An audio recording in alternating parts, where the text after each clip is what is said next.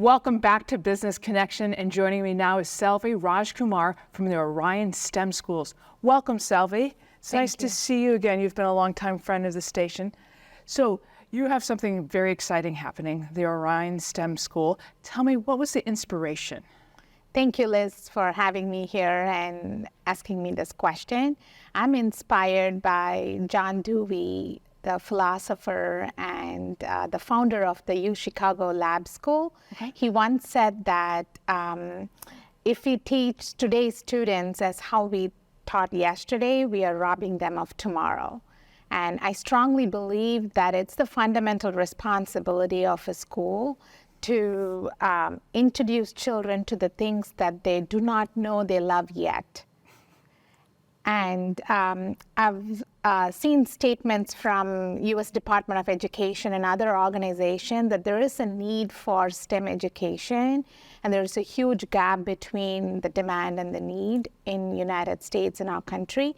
And Orion STEM Schools is our answer to that need. And I'm hoping to bridge that gap by instilling STEM and entrepreneurship principles in children, not just those principles, but also growth mindset and so forth. That's awesome. This school is K through 8? It is K through 8. And you mentioned that it's a STEM school, and so STEM is usually thought about with hard sciences, but you are also thinking about STEM in a holistic approach for this school. Tell me a little bit about that.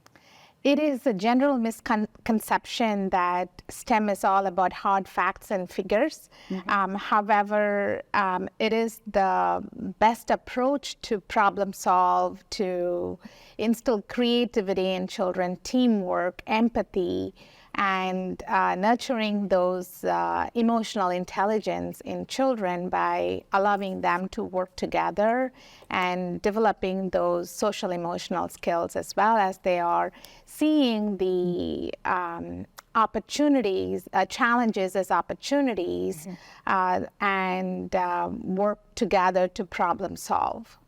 I think it's awesome. You're introducing a medical science curriculum from kindergarten onward. And I think that's very interesting. It ties back to your first statement when you said children are finding out about new things they don't love yet. So Yes. Does this apply here with medical sciences? You're teaching them from kindergarten on. Tell me a little bit about that. I think that's so fascinating. Yeah, thank you. We are very fortunate to get Dr. Ira Rubin, our very own Naperville resident, who has founded the mini medical school for middle schoolers and high schoolers to expose them to the field of healthcare and see if they want to pursue that as their career. And we are working with them to pioneer the medical science curriculum to start as early as kindergarten. And the sooner we start, it's always better. And so we are putting together this medical science curriculum in addition to financial literacy, which we call it consumer science, and data science and artificial intelligence, those type of courses, subjects that we want to offer to students as interdisciplinary learning. So students will get the rigorous curriculum from math, science, technology, engineering, and apply those skill sets in a project where they solve a real-life problem and learn through experiences. So basically, children take action by caring and learn by doing. I think it's awesome. I was thinking about when you were saying that, I think, because you're K through 8, and 4, 5, 6, 7, 8, that's when kids really start to show their personalities and they come into their own, and they often think about, I could do this. And here you are giving them the opportunity to try to do something. So I think that's super exciting about it. And the fact that you're adding all those other things, financial literacy, AI, just starting them so early. So community engagement and trust is critical in a school. How do you foster that relationship between the parents and the students and the school and the broader community? So I just want to touch base on one of the points Sure. that you asked Sure. before, which is in terms of financial literacy, the money habits are formed as early as age 7. Wow. So it is critical to start early and involve families as well.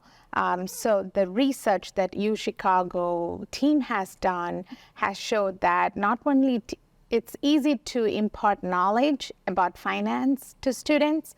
The most important thing is to instill the proper attitude and behavior in students, teach them the executive functioning skills, and not act impulsively. So those type of experiences or skills are taught to students in a settled way. We involve families because in everything that we do at our school, because we believe that parents are the first and most influential teachers for children. So, for example, they have family money night where they involve families. They have cards where children fill out this money journal, have conversation starting prompts, where children start the conversation with families and have their own stories and things like that. We also get the resources from Harvard's Making Caring Common project, where we want to instill the kindness and compassion in children. And it's not just for the students, it's also for the teachers and the families. So we are, the community as a whole, we want to work together and bring the best out of our students. I think those are great goals. With the foundation steps started for the Orion STEM Schools, where do you see the school in the next 5 years? I envision not only Orion STEM Schools is known for its academic excellence, but also the students that go through our school is known for their character and believing in themselves, having intrinsic motivation, and not only embrace change, but create change. Be confident and be kind and be compassionate global citizen. Well, you are, with this school, you are setting those students up for success. And more importantly, you're setting up the world for success by educating such wonderful students. So thank you so much. If you're interested in learning more about the Orion STEM Schools, please visit their website.